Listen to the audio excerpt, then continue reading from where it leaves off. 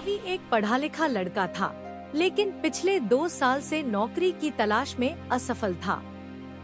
हर दिन वह अपने कमरे में बैठकर सोचता, क्यों मुझे सफलता नहीं मिल रही? मैंने इतनी पढ़ाई की, फिर भी कोई अवसर नहीं मिला। बेटा, धैर्य रखो, रोज कोशिश करते रहो, भगवान मदद करेंगे। लेकिन रवि का मन अब थक चुका था। कुछ हफ्तों तक हर दिन नए एप्लीकेशंस भेजने के बावजूद हर जगह से रिजेक्शन ही मिला। हर रिजेक्शन ने उसकी आत्मा को चोट पहुंचाई। शायद मेरी तकदीर ही खराब है। मेरे दोस्त भी धीरे धीरे सेटल हो गए, मैं ही पीछे रह गया। ऐसे ही कुछ और हफ्ते बीत गए। हर इंटरव्यू का रिजेक्शन, हर अपॉर्चुनिटी का खो जाना उसे अंदर से कमजोर कर रहा था। फिर एक दिन रवि ने YouTube पर प्रेमानंद जी की एक वीडियो देखी। प्रेमानंद जी बता रहे थे कि नाम जप से कोई भी लक्ष्य हासिल किया जा सकता है, बस विश्वास और धैर्य हो। रवि की आंखों में उम्मीद की चमक लौट आई। क्यों न मैं आज से नाम जप शुरू करूं? राधा राधा राधा राधा, राधा राधा राधा राधा। पहले कुछ दिन मन में हल्की शांति आई, लेकिन फिर कुछ दिन बाद रवि ने देखा कि नौकरी अभी भी नहीं मिली। लेकिन रवि ने हार नहीं मानी। शायद ये नाम जप भी काम नहीं कर रहा। अगर मैं नाम जप छोड़ दूं तो सब खत्म हो जाएगा। मुझे विश्वास रखना होगा। कितने भी दिन लगे, मैं सफल होऊंगा। राधा राधा, राधा राधा। वो हर सुबह और शाम 108 बार जप करता रहा। दिन बीतते गए, कुछ एप्लीकेशंस रिजेक्ट हो गए, लेकिन रवि अब शांत और आत्मविश्वासी हो गया था। धीरे धीरे उसका मन बदलने लगा।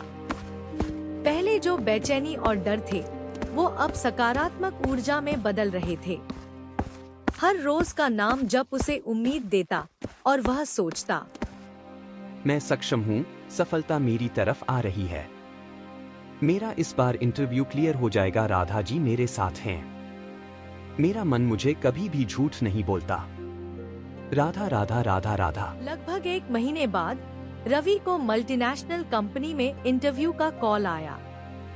इस बार उसका विश्वास बुलंद था। इंटरव्यू के दिन रवि पूरे आत्मविश्वास के साथ पहुंचा। रवि जी, आपका प्रोफाइल बहुत इम्प्रेसिव है। मैं आपसे इंटरव्यू के रिलेटेड से कुछ प्रश्न पूछूंगी। इंटरव्यू 1 घंटे तक चला। रवि ने बहुत ही आत्मविश्वास के साथ उत्तर दिया। HR ने बोला, आपको बधाई हो, आपका इंटरव्यू क्लियर हो गया है। आप कब ज्वाइन कर सकते हैं? मुबारक हो। धन्यवाद। मैं 2 से 3 दिन में ज्वाइन कर सकता हूँ। रवि की जिंदगी धीरे धीरे बदल गई। नाम जप ने उसे मानसिक शक्ति दी, डर मिटाया और सकारात्मक ऊर्जा बढ़ाई। अब वह अपने काम में पूरी मेहनत और ईमानदारी से लगा। कुछ महीनों बाद रवि ने अपने दोस्तों को भी बताया। जब मैं हारा हुआ महसूस करता था, तब राधा राधा नाम जप ने मुझे अंदर से मजबूत किया। आत्मविश्वास वापस लाया और सफलता के रास्ते खोले। राधा राधा का नाम जप, आस्था और मेहनत मिलकर चमत्कार कर सकते हैं। रवि अब हर सुबह और शाम राधा राधा नाम जप करता है। उसने अपने जीवन में यह साबित कर दिया कि जो व्यक्ति खुद पर विश्वास करता है और नियमित नाम जप करता है, उसके लिए कोई भी लक्ष्य असंभव नहीं।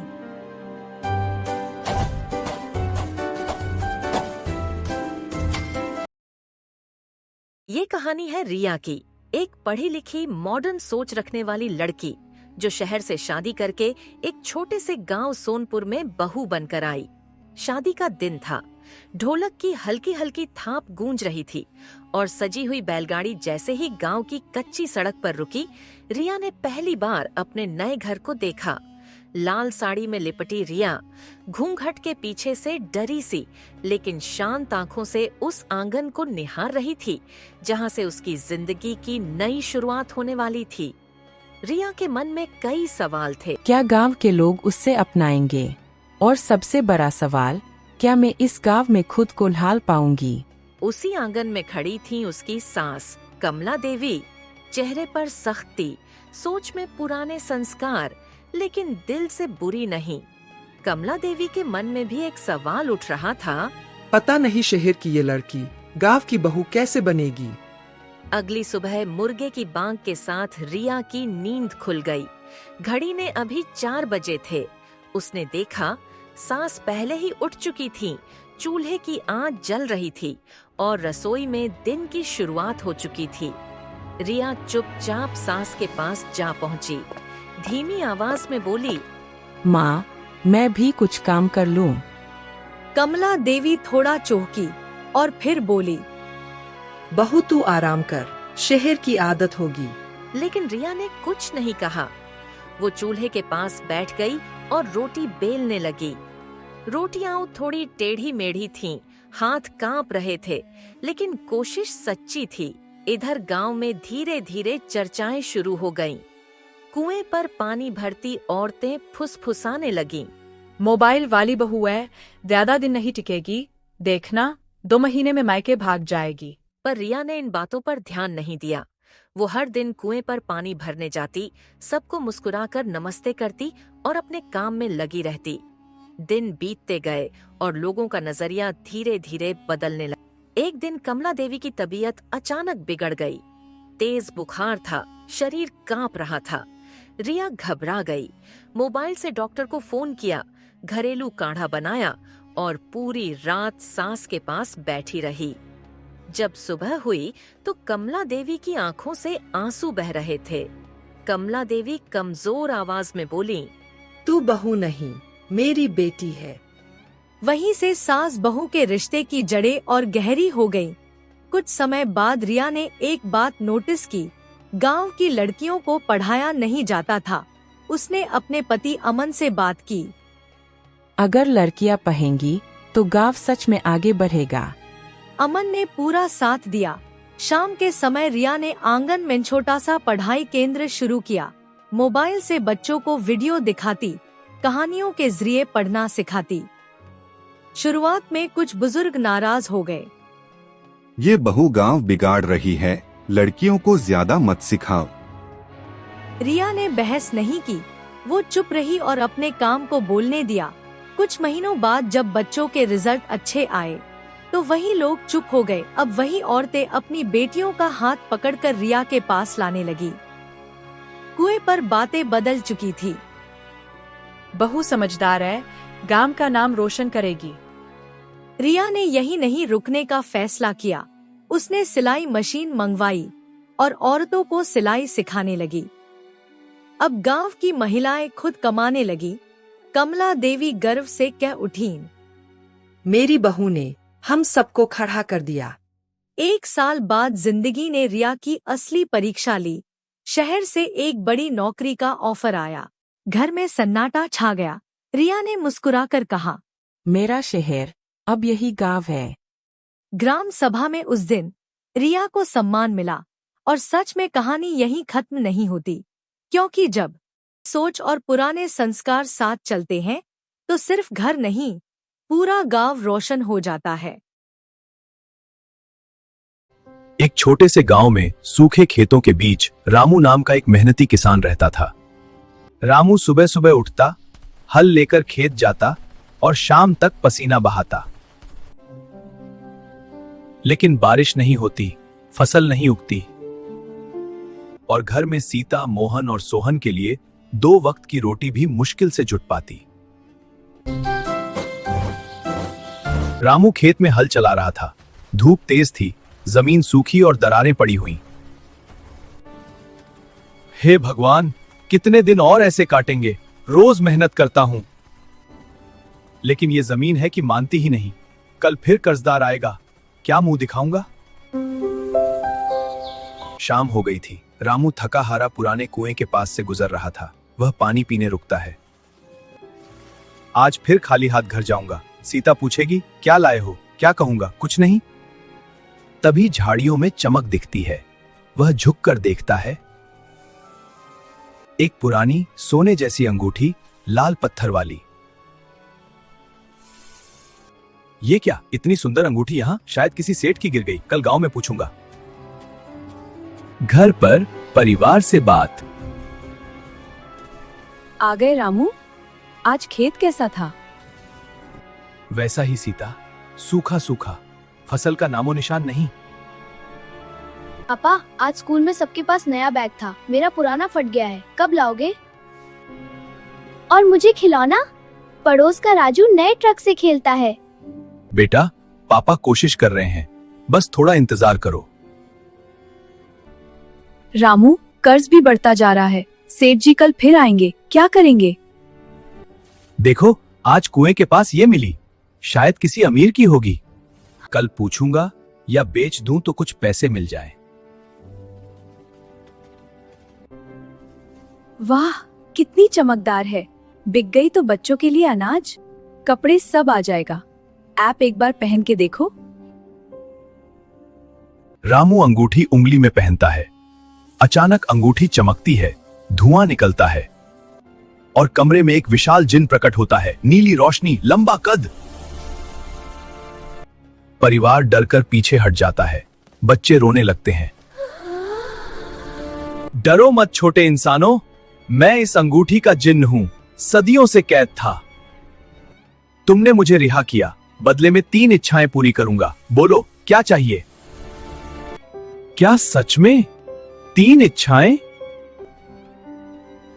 रामू, ये सपना तो नहीं? नहीं मालकिन, ये बिल्कुल सच है, लेकिन सोच समझकर मांगना। गलत इच्छा से पछतावा होता है।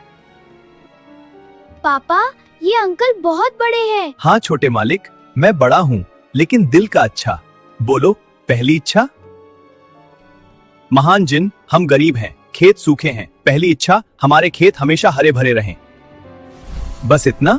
ठीक है, तथास्तु।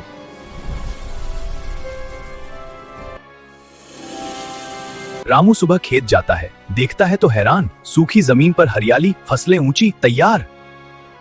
सीता, जल्दी आओ, देखो ये क्या हुआ। पापा, अब हम अमीर हो गए ना?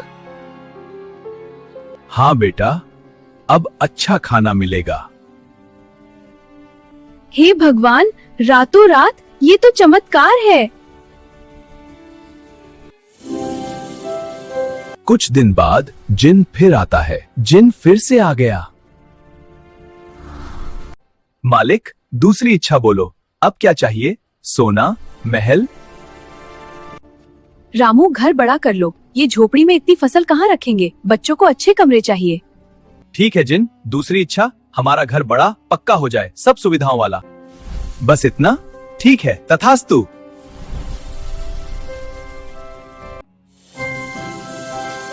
अब रामू अमीर, खुश, लेकिन मेहनत नहीं छोड़ता। जिन आखिरी बार आता है। रामू, अब सब कुछ है और मत मांगो। जिन अंकल, हमारे साथ रहो ना। जिन, तुम सदियों कैद थे। मेरी आखिरी इच्छा किसी अंगूठी में बंद न हो। मालिक, कभी किसी ने ऐसा नहीं मांगा। तुम्हारा दिल सोने से भी कीमती है। मैं तुम्हें आशीर्वाद देता हूँ। खुशी हमेशा रहेगी, जरूरत पड़े तो बुलाना। जिन उड़ता हुआ गायब। अंगूठी साधारण हो जाती है। सीता, देखा, मेहनत और नेकी से बड़ा कुछ नहीं। सच है, अब हम सच में खुश हैं। बहुत समय पहले की बात है। एक समृद्ध राज्य था, सूर्यगढ़। वहां के राजा वीर सिंह न्यायप्रिय, दयालु और प्रजावत्सल थे। उनके राज्य में सुख, शांति और समृद्धि थी। लोग खुश थे। खेतों में अनाज लहलहाता था और बाजारों में चांदी सोना चमकता था। लेकिन धीरे धीरे एक मुसीबत ने पूरे राज्य को घेर लिया। चोरी। हर रात किसी न किसी के घर का ताला टूटा मिलता। कभी सुनार के घर, कभी व्यापारी के, कभी महल के गोदाम से भी गहने और सोना गायब हो जाता। लोग कहने लगे, यह कोई आम चोर नहीं, भूत जैसा है। ना उसके कदमों के निशान, ना चेहरा किसी ने देखा। राजा, मेरे राज्य में न्याय है, अनुशासन है, फिर यह चोर कैसे खुलेआम लूट मचा रहा है? महाराज, हमने रात में सैनिक बढ़ा दिए हैं, पर वह चोर हर बार किसी नई चाल से बच निकलता है। वह चोर कोई और नहीं, बल्कि लखन नाम का युवक था। वह ढोलगढ़ नाम के गांव में पला बढ़ा था। अनाथ था, इसलिए बचपन से उसने अपनी बुद्धि के बल पर जीना सीखा। लखन चोरी करता था। वह हर तरह का ताला तोड़ने में माहिर था। कहते थे, कोई ऐसा ताला नहीं जो यह चोर न खोल सके। भानु, अगर तुमने ऐसा ताला बना दिया जो चोरी होने से पहले ही चोर को पकड़वा दे, तो मैं तुम्हें सबसे बड़ा इनाम दूंगा। महाराज, मुझे 3 दिन दीजिए, ऐसा ताला बनाऊंगा जो खुद बोलेगा, चोर चोर। राजा मुस्कुरा दिए। उन्हें उम्मीद की एक किरण दिखी। भानु ने 3 दिन और 3 रातें बिना नींद के बिताई। वह अपनी छोटी सी कार्यशाला में काम करता रहा। पीतल, चांदी और लोहे की विशेष धातु मिलाकर एक अद्भुत ताला बनाया। उस ताले में एक जादुई घंटी और गुप्त यंत्र लगाया गया था। जिसने भी उसे बिना चाबी खोला, ताला तुरंत जोर जोर से चिल्लाने लगता, चोर चोर चोर। वाह भानु, आज रात इस ताले को महल के खजाने पर लगाओ। देखते हैं क्या यह चोर को पकड़ पाता। सुना है नया ताला लगा है, देखते हैं किस मिट्टी का बना है। वह धीरे से खजाने के कमरे तक पहुंचता है। उसने अपनी सबसे बड़ी चाबी निकाली और ताले में डाली। फिर अचानक चोर! पूरा महल गूंज उठा। सैनिक दौड़ पड़े। लखन घबरा गया। सुबह लखन को राजा के दरबार में लाया गया। राजा ने उसकी ओर देखा। चेहरे पर कोई डर नहीं था, बल्कि एक शांति। लखन बोला, महाराज, भूख और मजबूरी ने मुझे चोर बनाया। अगर मौका मिले, मैं अपने हुनर को सही दिशा दे सकता हूं। राजा कुछ देर सोचते रहे, फिर बोले, ठीक है, मैं तुम्हें दंड नहीं दूंगा। आज से तुम राज्य के सुरक्षा प्रमुख रहोगे और भानु प्रताप को दिया जाता है राज्य रत्न पुरस्कार और 100 स्वर्ण मुद्राएं। नई सुबह उस दिन के बाद सूर्यगढ़ में कभी चोरी नहीं हुई। लखन ने भानु के साथ मिलकर ऐसे ऐसे ताले बनाए जो खोलना असंभव थे। जिसने गलती की उसने ही सीख भी दी। यही सच्चा न्याय है। और इस तरह सूर्यगढ़ में फिर से सुख और शांति लौट आई। कहानी का संदेश, अकल का सही इस्तेमाल ही इंसान को महान बनाता है। सोनपुर गांव में रामू नाम का एक साधारण किसान रहता था। उसके पास ज्यादा जमीन नहीं थी, लेकिन उसकी पहचान उसकी ईमानदारी से थी। सुबह सुबह खेत जाना, बैलों से बातें करना और मिट्टी से प्रेम करना उसकी दिनचर्या थी। एक दिन खेत जोतते समय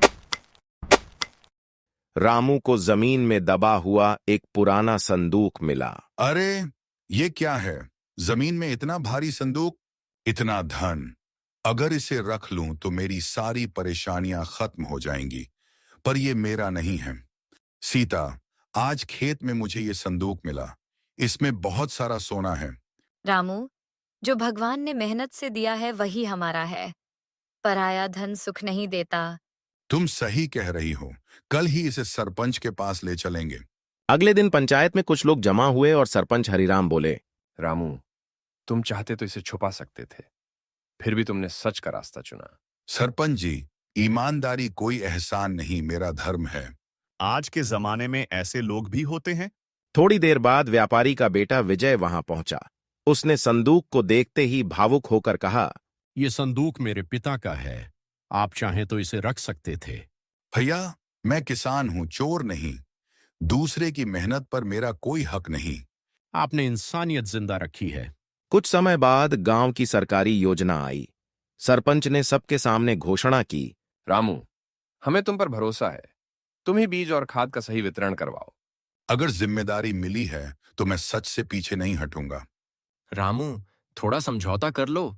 समझौता गलत से नहीं, सिर्फ सच से होता है। कुछ महीनों बाद कलेक्टर गांव आए।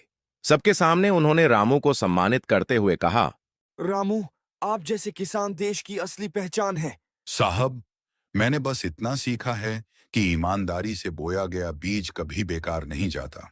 रामू अमीर नहीं था, लेकिन उसकी ईमानदारी ने उसे सबसे बड़ा इंसान बना दिया।